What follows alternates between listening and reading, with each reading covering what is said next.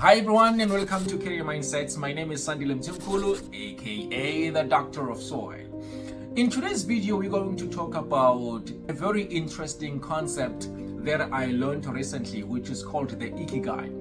And this is the Japanese concept, or you can say concept, or you can say framework, or whatever you feel like calling it. I am just gonna call it a framework because to me it looks like a framework. And I think a very useful tool that one can apply in their lives when they are deciding as to what to do with their lives, especially if maybe you are feeling lost, probably because you wanted to go to the university this year but you couldn't get space at the university. You are now sitting at home, or it could be that because you have completed your degree but you do not know what to do because you are looking for a job and you can't get a job. It could be because maybe you got retrenched and you're sitting at home and you don't know what's going to be the next level for your life. I think this tool can be useful in your life. It's not a magic trick, but I think it's something that can bring about clarity in the direction of your life. The first thing you can do when you are using the Ikigai, you ask yourself this question. And the question is, what are you good at? What are you good at? Please, when you ask yourself this question, do not think about labels. Don't think about labels and start thinking about nursing and start thinking about medical doctor or all this accountant. No, I'm not talking about that. I'm saying, what are you good at? Just list 10 things that you're good at, 5 to 10 things that you're good at. You could say things like, I'm good at speaking, I'm good at singing, I'm good at coordinating things, maybe organizing, planning events. I'm good at that. I'm good in time management. I am good in building relationships. I am good in maintaining relationships. You can just count those things. I know this may sound tedious and superficial, but please, if you're sitting at home, you probably don't have much to do anyway. Do not look at that list once. Look at that list and keep on improving that list. If I were you, I would say I would take maybe the whole week just looking at answering that one question. Yes, answer that question and then you put that thing aside, and then on the following day you look at it again, and then you see if there are other things that you may want to add. On the third day, same thing. On the fourth day, the same thing. On the fifth day, the same thing. You answering the same question.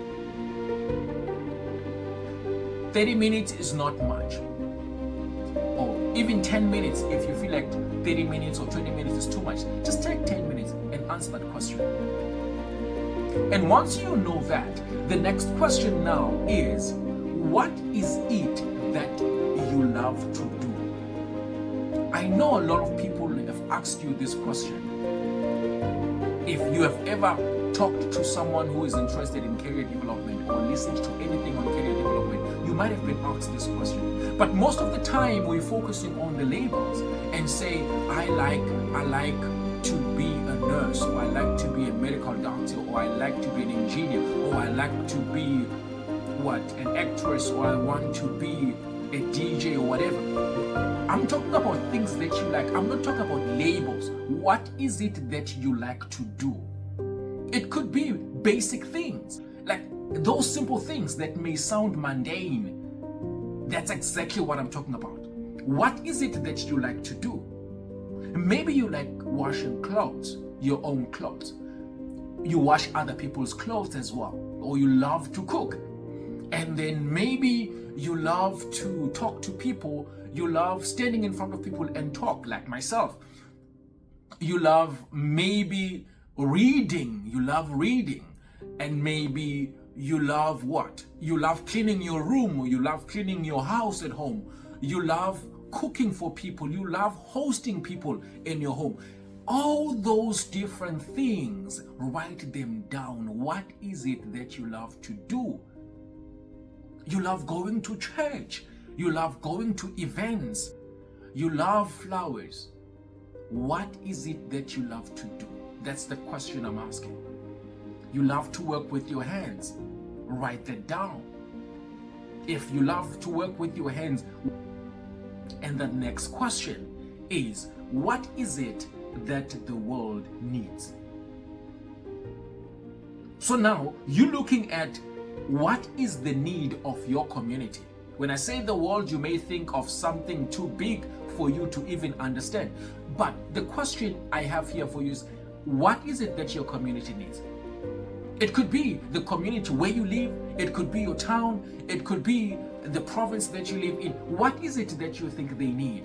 Maybe the schools next to you or in your village need vegetables. They need fresh vegetables for their feeding scheme. And you love to plant vegetables. It could be at church. What is it that they need at church? What is it they need that they do not have, that you can provide? That thing could come from the list of things that you love to do. It could come from the list of things that you are good at. Because I'm separating those, because sometimes it happens that you're good at something that you don't love or you don't even like. You can be good at it and still not love it. Or you can love something and not be good at it. That's why I'm separating these. Anyway, they are separated even in the Ikigai framework. And then once you have asked yourself this question, these three questions, the first one, what are you good at, or what could you be good at? The second one, what is it that you love to do? Number three, I said, what is needed in your community or in the world that you live in? And number four, it's going to be, what can you be paid for? What can you be paid for? Good question, I think. So now you can look at the list that you have, the list of things you are good at, the list of things that you love, and the list of needs from your community, and say, out of all the things I wrote down when I was answering the first three questions, what is it that I can be paid for? Then you begin to work on those things. So it could just be one thing. In actual fact, I would suggest that you just start with one thing that you think you can be paid for. It might not be something that you can be paid for immediately, but if I were you, I would start with the low-hanging fruit. What is it that I can do and get paid for in the next couple of weeks or in the next couple of days? That's your low-hanging fruit that you can start with. I think that can help you a great deal, because it can help you gain momentum. And you will see your life will begin to take off. Things might not happen smoothly, because most of the time they don't. Almost everybody's life, things do not start smooth. If that happens, just keep going. That will begin to change your life. If you decide to try what I'm suggesting here, make sure that you do not only talk about it, because sometimes we start new things and only talk about them and not do anything, and forget the words of Simon Sinek, who once said, words may inspire, but action creates change. And all you want in your life, I believe, is change. Words will not bring change, but action will. Thank you very much for watching this video.